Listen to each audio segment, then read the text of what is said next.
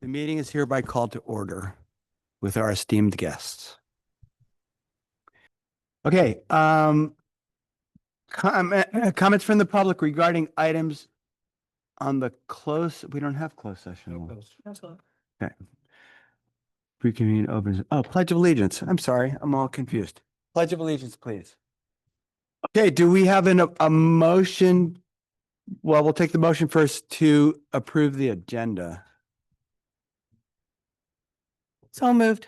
And a second. Second. Dan, you have you just want to do it when we get to consent? Okay. All right, all those in favor of approving the agenda? Aye. Thank you. Okay, input from the public regarding items not on the open session agenda. Mary Fricker, please talk to us.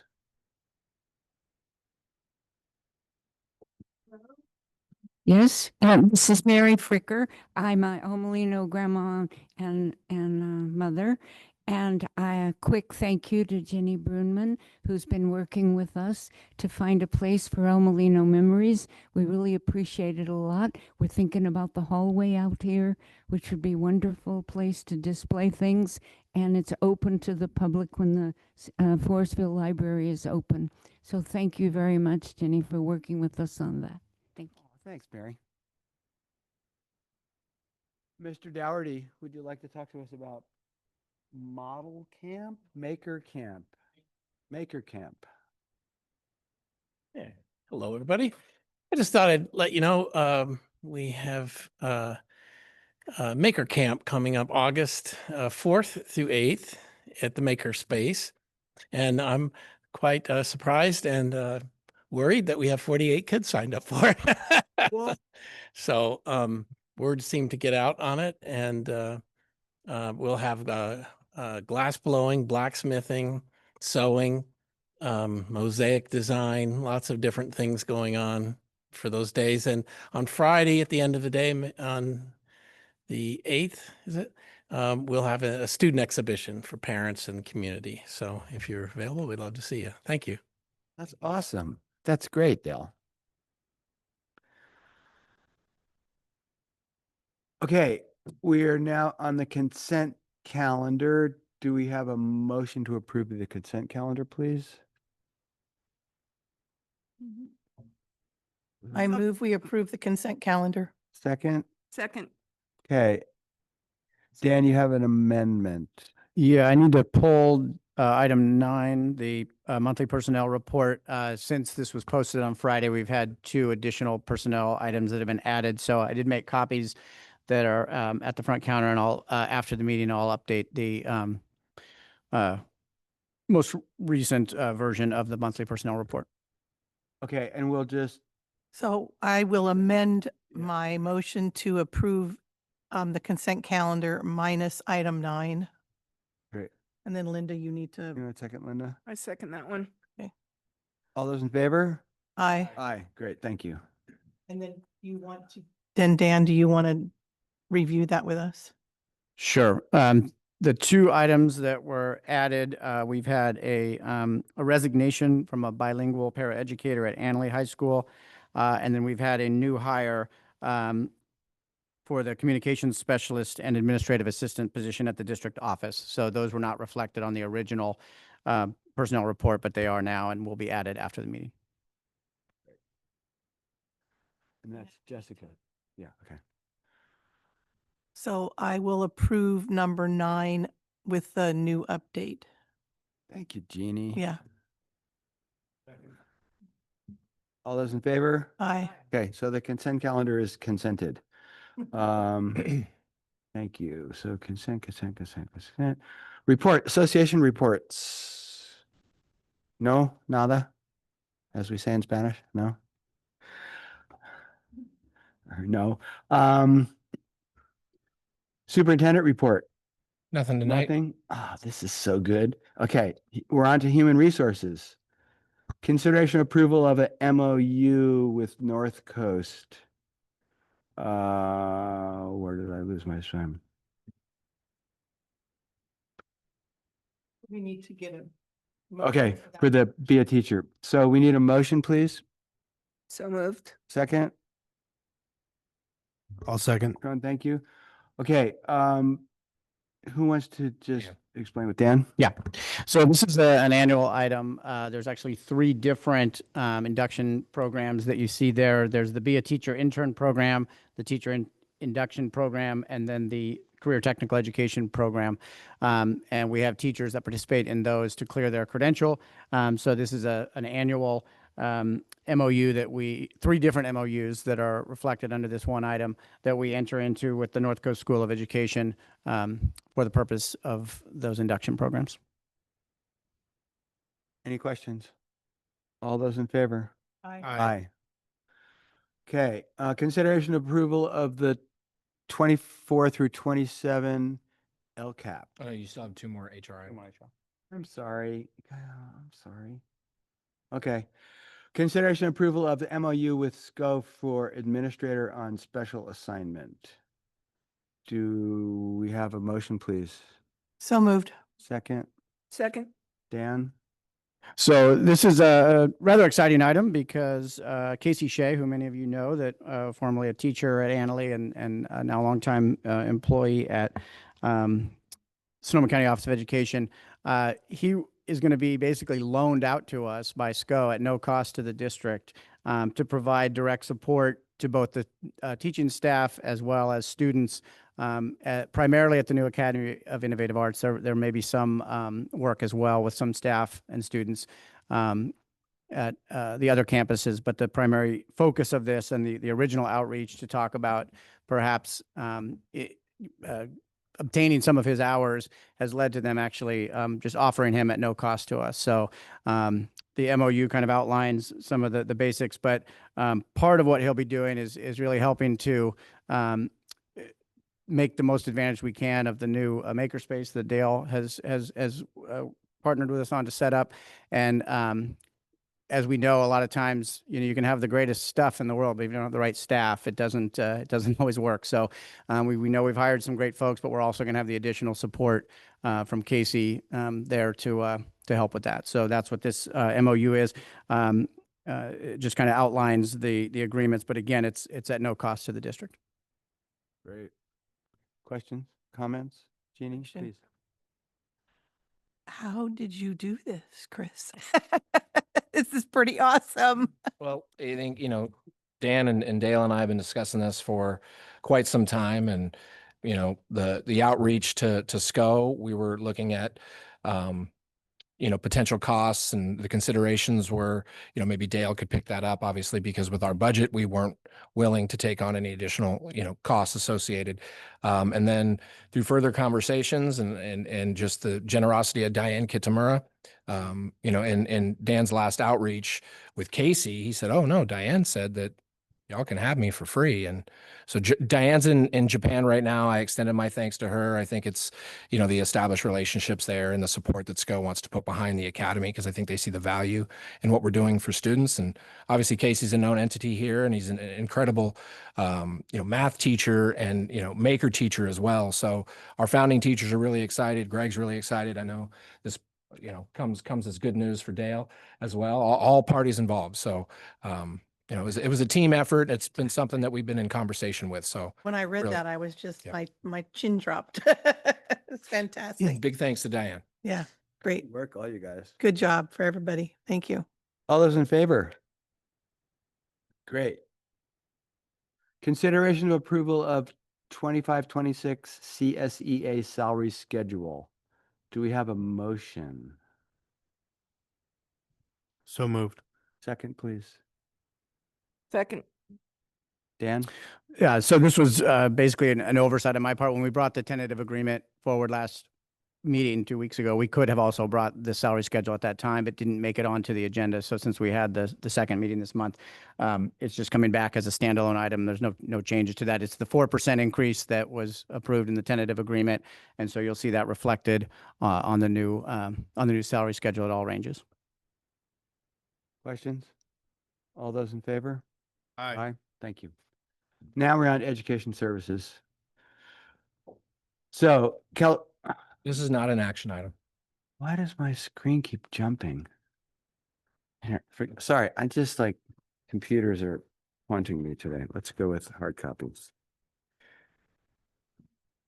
Okay, California Department of Education Dashboard Local Indicators Report.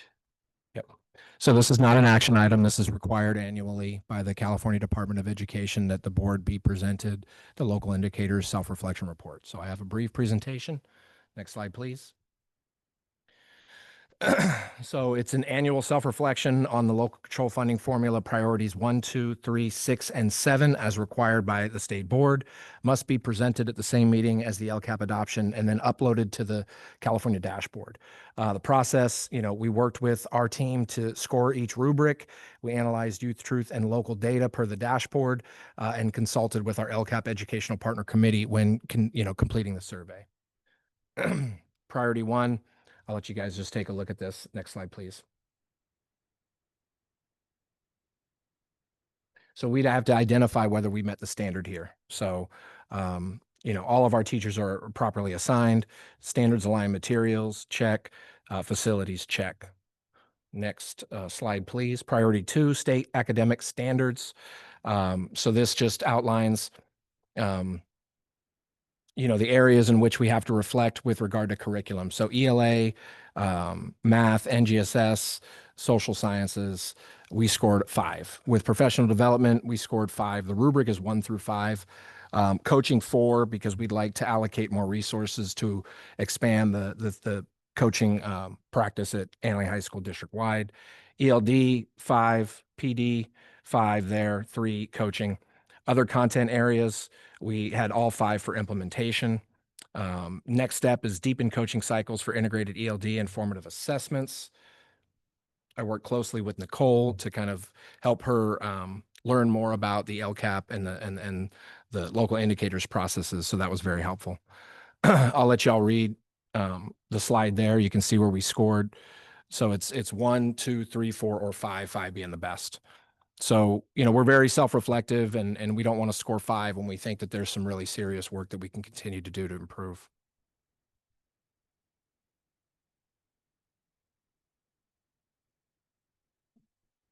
Yeah.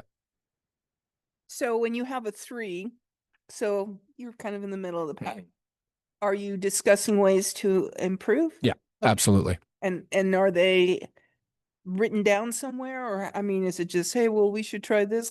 Well, no, Youth Truth gives us some clear feedback specifically regarding like parent and family engagement. And then, through the LCAP Ed Partner Committees, Site Council, ELAC, DLAC, those conversations help to inform those decisions. So, Okay. yeah. Good. Thank you. And then this is an alignment with the LCAP and the strategic planning process with our 2 goals and those actions. You'll see that reflected there in more detail in terms of where our efforts need to improve. Didn't we get some good feedback from the accreditation group that came here too? Yeah, the WASC accreditation. Yeah. That's Yeah. what it's called. Yeah. Mhm. Priorities, move to the next slide, please, Jenny. Slide 6. So we utilize the annual Youth Truth Survey for grades 9, 12, staff and parents. With students feeling safe, we're up 2 points. Culture, the 32nd percentile versus peer schools. College and career readiness, 5th percentile, major focus area there. LCAP goal 2, actions expand restorative practices, wellness programs, and work-based learning, which I think we've done a really good job there. So we're going to continue that effort. Next slide, please. Priority 7, broad course of study. That's an educational code regarding breadth to have a broad, but also deep focused educational program. 100% of our students have access to electives and CTE. One area that I think we acknowledged through the LCAP process regarding long-term English language learners is that because their class schedules are pretty much dominated by those support classes, we have to find ways to get them into the CTE and other electives to enrich their experience. I think that's part of the reason we were in differentiated assistance for that group. Barriers identified, curricular relevance, need for 4-year plans, limited cohort scheduling for LTELs and students with disabilities. The response, the new school model cohorts. Obviously, you heard Chuck talk highly about the pilot with the first official cohort Adding CCAP dual enrollment courses, we're continuing that process, and targeted counselor outreach. Key takeaways and next steps: maintain excellence in Priority 1 basics, elevate integrated ELD coaching, boost bilingual family voice via site council training, flexible meeting times is something that's come up. For Priority 3, close climate gaps with restorative culture and advisory supports, broaden pathway access by aligning CTE, CCAP, and counseling. That is the report. Any questions? Okay, Thank you, Chris. you got it. Okay, this is a consideration of approval of the 24 through 27 LCAP, the actual plan. Mhm. This, you need a motion. Do we have a motion? So moved. A second?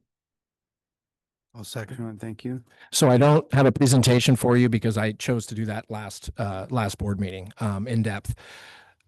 Different from past years, we had an opportunity to meet with SCO prior to the public hearing. In prior years, we wouldn't meet with SCO until after the LCAP was adopted. So SCO wanted to put more of an emphasis on providing district feedback with their draft before public hearing to expedite their approval process once the board adopts the LCAP. So we went into detail. SCO provided us with the recommendations in terms of revisions between last board meeting and now. We've made those revisions. I feel like it's ready for SCO to approve. The board will adopt it. We meet with SCO on July 17th. Hopefully, we've addressed all of the revisions, which we believe we had. They put together a comprehensive document that outlined all of the things that they wanted to see. So at that point, once SCO approves it, then we upload it to the CDE. So at this point, we believe it's ready for board adoption and also SCO approval once we meet with them to review on the 17th. Last year and in prior years, those revisions would happen much further after the adoption. So it's a more efficient process. But anyhow, if there's any specific questions, you'll see some more detail added in a few different areas. But as SCO indicated, they believe it's a strong LCAP. We believe it's a strong LCAP, and it was really a great process to go through the revisions of our year one of a new 3-year plan. Questions or discussion? I was on the LCAP and I just want to say I really enjoyed the process. I didn't know anything. I had never worked with LCAP, and it was so interesting having families come in and speak through an interpreter to, give us their feedback. It was very enlightening, and I was really happy to be part of that. So Thank you, Linda. Chris. Thank you. That's really helpful. Thank you. Anything else? All those in favor? Aye. Okay, good. LCAP. Okay, then there's consideration of approval of the LCAP federal addendum. So we need a motion. Yep. I'll second. What does this mean? This is a routine item because we're a part of the Title III consortium with SCO. So it must be accompanied with the LCAP. The details are in the document that's attached, which is prepared by SCO, that address the areas of the district's commitment with regard to the Title III consortium. So it's an addendum that accompanies the LCAP. Okay. Discussion, comments? All those in favor? Aye. Oh, wait, yeah, okay, there you go. Sorry, I'm jumping. The MOU is next. Correct.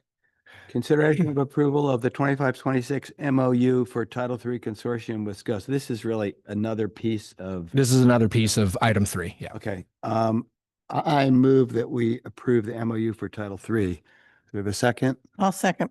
Okay. Anything else we need to know about Nope. that? All those in favor? Aye. Thank you. Okay, consideration of approval of a full-time and short-term independent study contracts. We need a motion. I move that we approve full-time and short-term independent study contracts. I'll second. Okay, Minor revisions were made with Ellen Hulamard retiring. She took on short-term independent study. It was no small feat. She did an amazing job.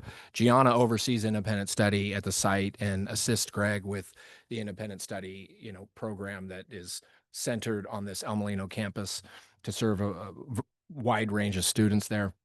So Gianna wanted to make a few revisions to both contracts, and then mainly to the short term. And then we added the Academy of Innovative Arts for West County Eye Academy contract. Nothing else was changed there. The changes were really made last year in alignment with educational code. But I did want to point out, and I listed this in the information in the item, expanding West County Eye Academy, which essentially is a name hovering over two CDS codes, right? Annalee and Laguna Independent Study, has generated an approximate increase in revenues of $440,000 in ADA. If the 85% attendance rate that we believe was the average materializes. So I know that I explained the rationale behind expanding and having a full-time independent study teacher, moving from 30 to 45 seats last year to 90 seats. And then hats off to Jane Mays and Greg and Gianna for the work that they did to round it out to about 82 students was the last number I heard. And so I ran some rough numbers. At 85%, that's $440,000 and $300 in ADA, and the teacher cost us $180,000. So Well done. How does the ADA get calculated for?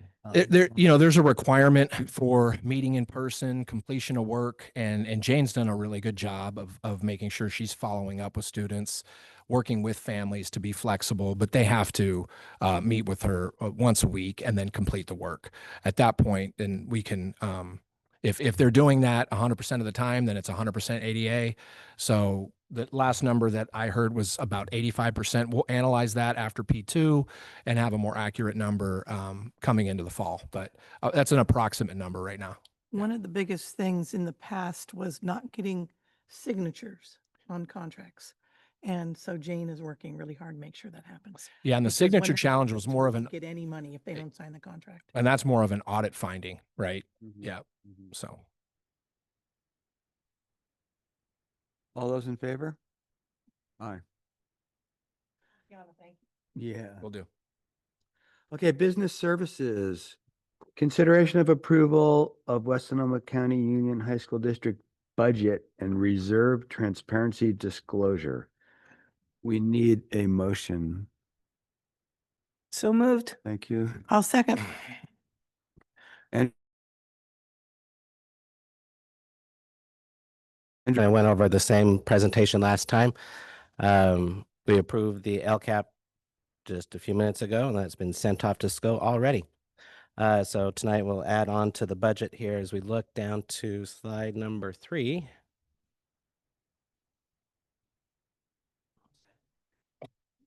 Done, it's gone. ADA remains the same as we're looking into next year. We have P2 was just certified by the state, so we'll be able to look at those numbers as where they are, and we're working on principal apportionment for annual, so we'll be able to see how everything turned out for this current year, and then moving those projections into next year as we look really at now the next opportunity to change any enrollment assumptions and average daily attendance assumptions will be at census day and first interim. So as we look, we'll continue to be funded on these next 3 years. On the current year, you see those numbers there. They haven't changed from last time. On to the next slide is the LCFF calculator. On to the next slide.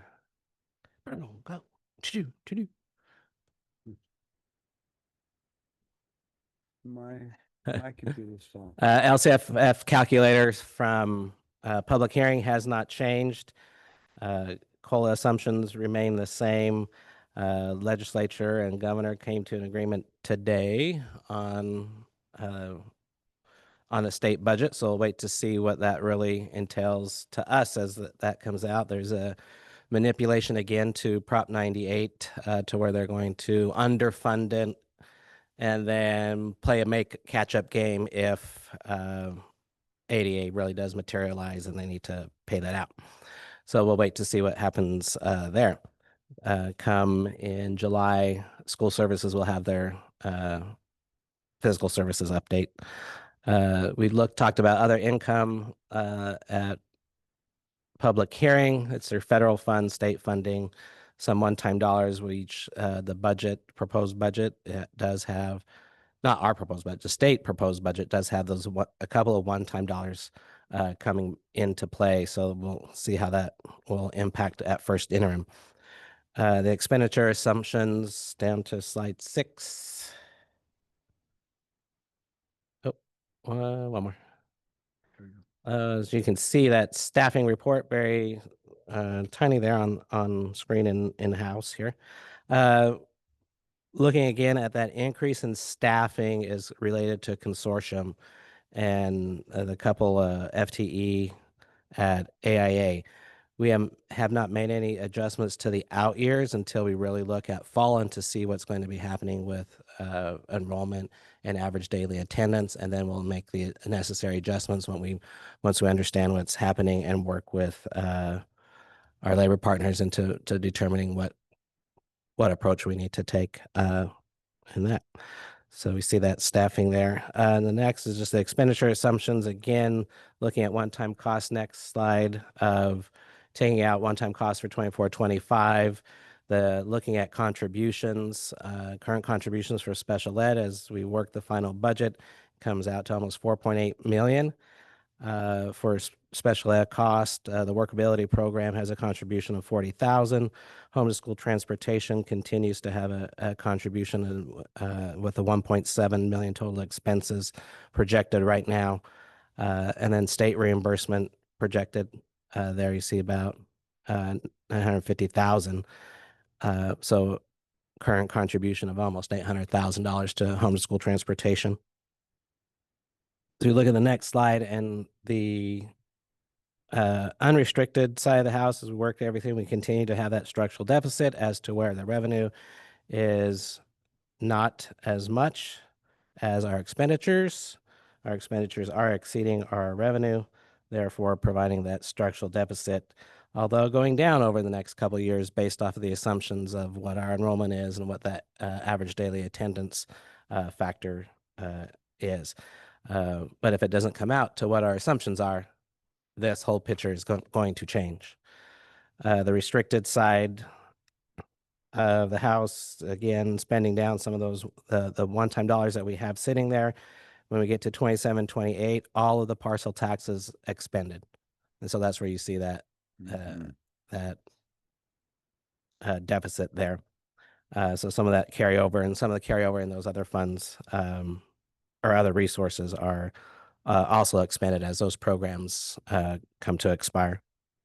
So as we look and combine the unrestricted, restricted onto the next slide, we see the combined deficit going down, but still there, and we're continuing to eat away at that fund balance. And as we look at the unappropriated amount going from 4.3 million down to about 370,000 over this budget cycle, if you will. And that's assuming that the parcel tax is going to, well, that's No, 2 years out?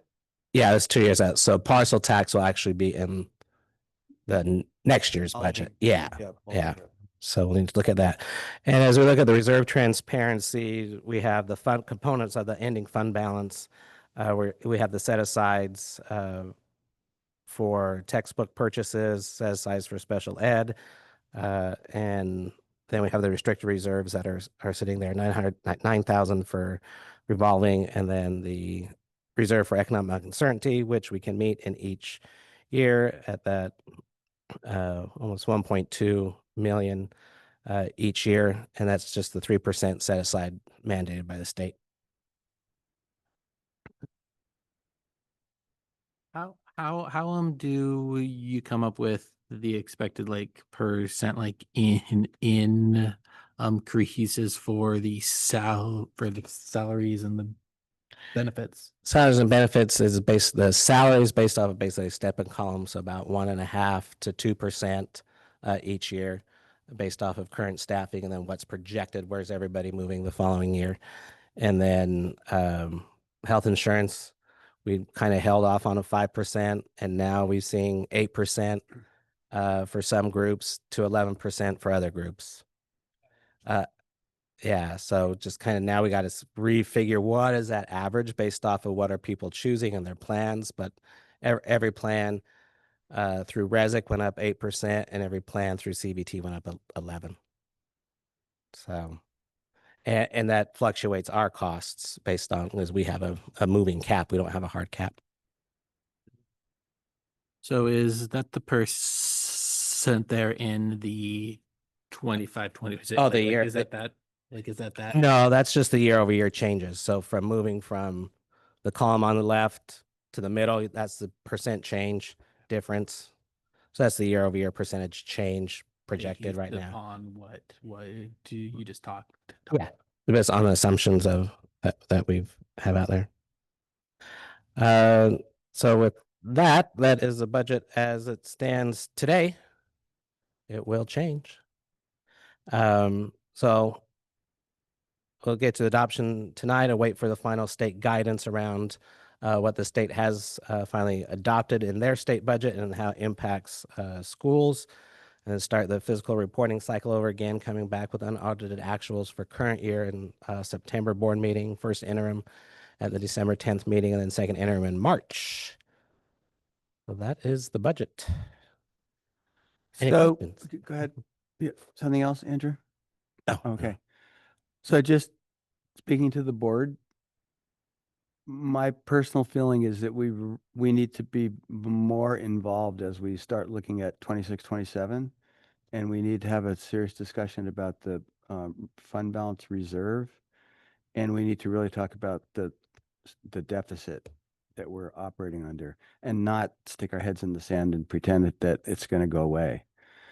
So it's not something for this meeting, but I just want to say, I think we need to really be willing to engage, and we have a fabulous resource in Andrew, and he has good data. We'll take input from associations as well. We want to hear your points on this, but we have to really wake up and show up. Yeah, I mean, my recommendation, if I may, is to have a budget advisory committee and to really start studying to where everything is and what that looks like. That's a really good idea. Yeah. So that would be a subset of the board that would meet separately. You can do it that way, or a superintendent's. Sure. Yeah. Uh-huh. I think we should do that. Is that the sense of the board, that we should create a subcommittee or a superintendent's committee to really work harder and more closely on the budget with our leadership? Yeah, okay, let's make that happen. We can maybe we can institute that at the August meeting and at least make it a thing. Yeah, I think my thought was to, have those meetings during the budget cycle. So 3 annually, before first interim, before second interim, and before adoption, just to gather input, ensure transparency, really work together with our labor partners and our board and district administration to get this thing ironed out. So yes. All right. Yep. Mm-hmm. Yep. Mm-hmm. Absolutely. All right. Yes, please.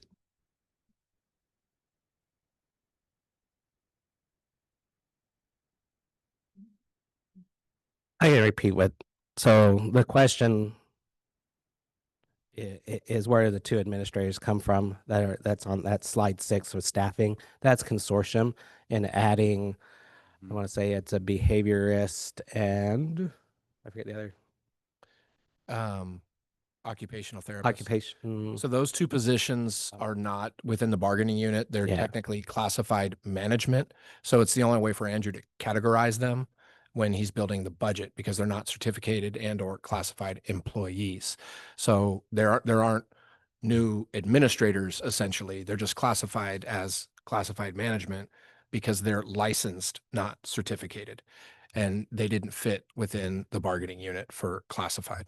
So we modeled it after other districts that have positions such as those. No increase in certificated administration.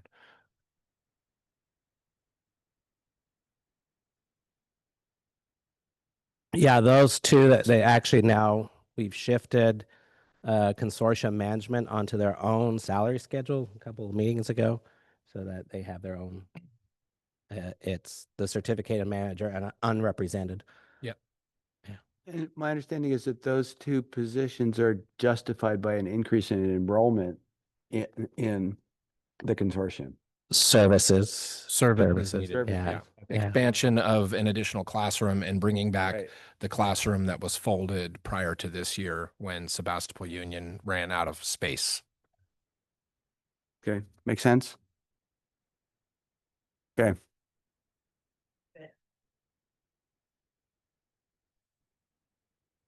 I mean, I think we're here to approve the budget tonight. I think I'm happy to have a conversation to clarify that for you.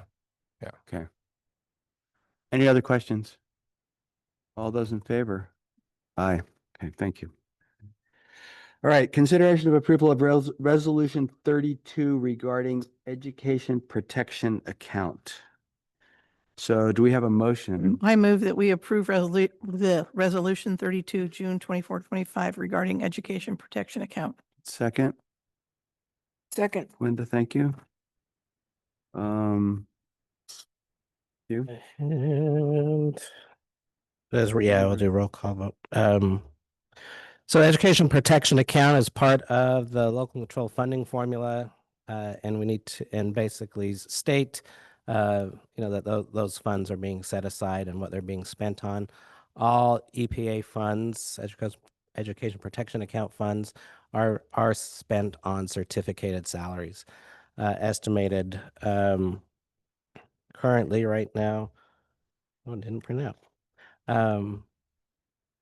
297,000 is what is part of the local control funding formula, EPA. So any questions? All those in favor? Roll call. Okay. Rio? Linda? Sean? Aye. Jeannie? Aye. Louis? Aye. Okay, thank you. Number 3, consideration of approval of resolution 33, requesting to borrow or fund transfer from the county treasury. Do we have a motion? So moved. I'll second. Andrew? All right, so should we need to borrow funds from the because we don't have enough cash on hand, this is a mechanism available to us for the county treasury to lend us money. According to current projections and cash flow, that should not be the case, but who knows what will happen with reimbursements to us throughout the year. So this is just to have on file on hand, and then it's given to the county for their approval, and then should we need it, it's there. Roll call vote. Go ahead, Rio's Oh, motion. Did we have to do it this? No. th- No. this year? Do you know what the percent is? It is a negative interest. So whatever the county's paying that quarter is what we end up having to pay. Good question. Okay, this is also a roll call vote. Rio? Aye. Linda? Sean? Aye. Jeannie? Aye. Louis? Aye. Who made a second? Sorry. Linda? Okay. I seconded. Okay. Oh. Thank you. I thought, thank you. Number 4, consideration of approval of the 25-26 consolidated application for funding. We need a motion. So moved. Second? I'll second. Andrew? All right, so this is for our federal funding for the title programs, Title I, Title II, Title III, Title IV. So we have to put into the state that we will be asking to use these funds, and the application is submitted. So Questions? All those in favor? Aye. Jenny? We're in your world now. Facilities, number 1, consideration of approval of an amendment to the February 12th board adopted district-wide comprehensive school safety plan to include the instructional continuity plan. Well, this is a tag team effort. Oh, shoot. I'm all excited because we're so early and I don't even know what to do with myself. Motion, So moved. second, I'll second. Sean, thank you. Okay, sorry. So this is a tag team effort with Chris and myself. You know, our legislature makes all these rules and guidelines and random dates that they choose out of the wilderness. And they have now required school districts to have an instructional continuity plan. This is all kind of born out of COVID. We all had to create similar types of plans for this during COVID, but now they just want us to be prepared if another event were to happen, that we have a plan in place to go into distance learning, to be able to access all of our students and to be able to basically switch from in-person learning to remote learning and or hybrid learning and still have all these metrics. So that is a compliance document that we have created that kind of outlines everything similar to what we had already done during COVID. We already had the roadmap. So we just revised the roadmap to meet kind of the requirements that the state wants us to do. The state wants this document to live in the comprehensive safety plan. Well, the comprehensive safety plan is adopted, as you know, in February because it's due by March 1st of every year. And now this is document is due no later than July 1st. So we're here today to make an amendment to the existing comprehensive safety plan. And going forward in February, we'll update this portion as required by the people that make these rules. Happy to answer questions, and I know Chris can probably provide additional input on the technicalities. Question? Rio? Well, do you want to talk a bit more about how you came up with it, like based upon COVID and stuff like that? Like, you know, The superintendent group created a kind of a model because this is basically compliance driven. And so we utilized that model and just tailored it to ensure that it reflected, how we serve students. And so Jenny had familiarity and experience in developing this during COVID. And so we just wanted it in alignment with what other districts are using and what we know the state is looking for. And then it has to be integrated into the safety plan. So it's more of a compliance document. And I'll just reiterate that. It just says how quickly we're going to go from in-person into hybrid, how often we're going to connect with students, especially with students who may be in rural areas who don't have access to internet, who are harder to reach, which we know is something that is needed in our area. We went into hotspot mode back in COVID. So this just kind of gives us a roadmap for how it doesn't negate the fact that we're still going to have to all come together and have a lot of conversations about how it all works. But I think we have a lot more of the groundwork in place than we did in March of 2020 when we were just figuring it out. Actually, as much of a pain in the butt as it maybe was to do this, it's probably not a bad idea because I know how everybody had to scramble. Yeah. When, COVID hit and all of a sudden we're now forced to close school and we had to do what we had to do. It was hard. And I know, Jenny, it was really hard on you. So I think it's not a bad idea to have a game plan in place. So. Yeah, like I said, it was kind of developed in partnership with L40, and many of us at the time were in different roles. Some of us were at the district level, not in superintendent seats. I particularly was a principal at the time. So I think, as Jenny indicated, roadmap. We've got the experience from how we navigated it during that tough time, and so in the event that we would have to go into remote learning, we would pull our teams and labor partners and have discussions and be able to address and adhere to the plan.